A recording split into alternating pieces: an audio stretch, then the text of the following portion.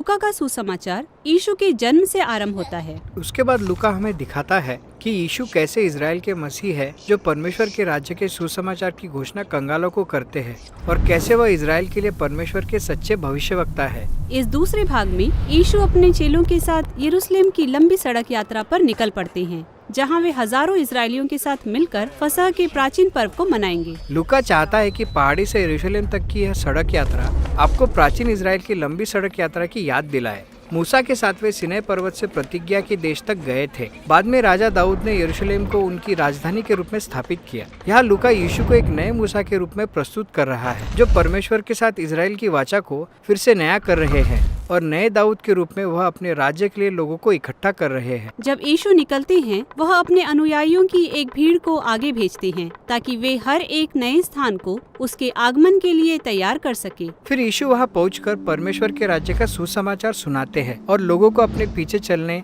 और इस नए काम में शामिल होने का निमंत्रण देते हैं जो परमेश्वर इज़राइल में कर रहे थे। इस भाग में यीशु की अनेक शिक्षाएं और दृष्टांत है, विशेष रूप से यीशु के पीछे चलने से कैसे धन से जुड़ी हुई आपकी सोच पूरी तरह से बदल जाती है, आप कैसे झगड़ों का समाधान करते हैं और आपको कंगालों के साथ कैसा व्यवहार करना चाहिए। हर नगर में यीशु लोगों के ऐसे समुदाय तैयार करता था जो बिल्कुल नए तरीके से जीना सीख रहे थे ताकि लोग उदारता में और क्रोध क्षमा में बदल जाए। यीशु द्वारा स्थापित इन समुदायों में सभी बाहर वालों का भी स्वागत है। हाँ, कंगालों के लिए सुसमाचार यह लूका के प्रमुख विषयों में से एक है। हाँ, आप इस विषय को इस पूरे भाग में देखेंगे। समाज में तुच्छ समझे जाने वाले लोग जिन्हें वह चंगा करते हैं, वे लज्जित वेश्याएं जिनकी ओर उन्होंने हाथ बढ़ाया, वे महसूल लेने वाले जिन्हें उन्होंने शामिल किया, ये है यीशु के राज्य के कर्मी दल। इज़राइल के धार्मिक अगुवे यह देखकर उसकी आलोचना करने लगते हैं। यदि वह सचमुच परमेश्वर का भविष्यवक्ता है तो क्यों पापियों का स्वागत कर रहा है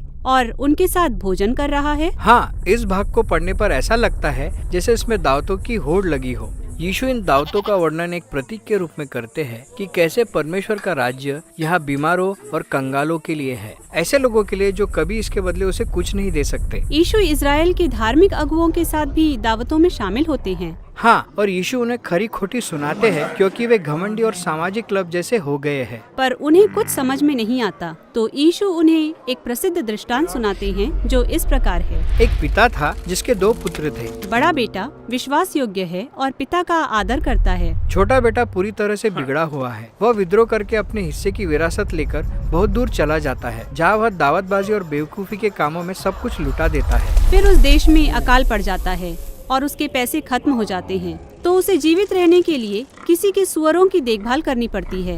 वह इतना भूखा है कि सुअरों का भोजन भी खाने को तैयार है। ऐसे समय में उसे ध्यान आता है, अगर मुझे फार्म मजदूर ही बनना है तो अच्छा होगा कि मैं घर जाकर अपने पिता के यहाँ काम करूँ। कम से कम मुझे सुअरों का भोजन तो नहीं खाना पड़ेगा।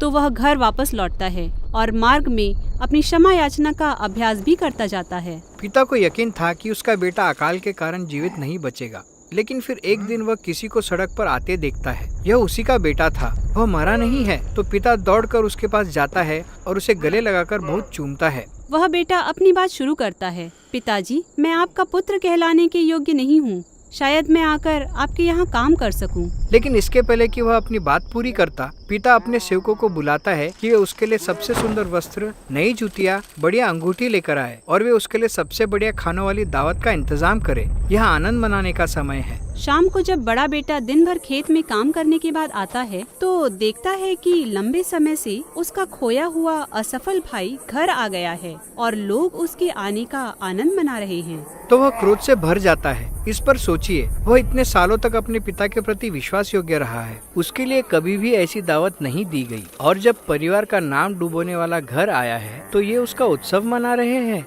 यह बहुत खराब बात है। वह दावत में शामिल होने से मना कर देता है। तब पिता बड़े भाई को बाहर पाता है और उससे कहता है, पुत्र, तुम तो पहले से हमारे परिवार में हो, जो कुछ मेरा है सब तुम्हारा है, पर हमें तुम्हारे भाई के लिए आनंद मनाना था क्योंकि वह खो गया था लेकिन अब मिल गया है, वह मर गया था लेकिन अब जीवित है यीशु चाहते थे कि धार्मिक अगुवे बाहर वालों को वैसे ही देखें जैसे परमेश्वर उन्हें देखते हैं, ऐसे बेटे बेटियों के रूप में जो मृत्यु की पकड़ से छुड़ाए जा रहे हैं। यीशु का राज्य सब लोगों के लिए खुला था। प्रवेश की केवल एक ही शर्त है कि आप अपने को दीन करें और इस बात को पहचाने कि आपको परमेश्वर की दया की जरूरत है। तो यहूदी धार्मिक अगुओं द्वारा यीशु और उसके दल को ठुकरा देना वास्तव में इजराइल के परमेश्वर को ठुकराना था। अगुओं को यह सब अच्छा नहीं लगा, तो जब यीशु की सड़क यात्रा समाप्त हुई उस समय टकराव अपनी चरम सीमा पर था। हाँ, यीशु फसह के पर्व के लिए यरूशलेम की ओर आगे बढ़ेंगे, जबकि अगुए उसकी जान लेने के लिए षड्यंत्र रचेंगे। और लूका के अगले भाग में यही सब कुछ है।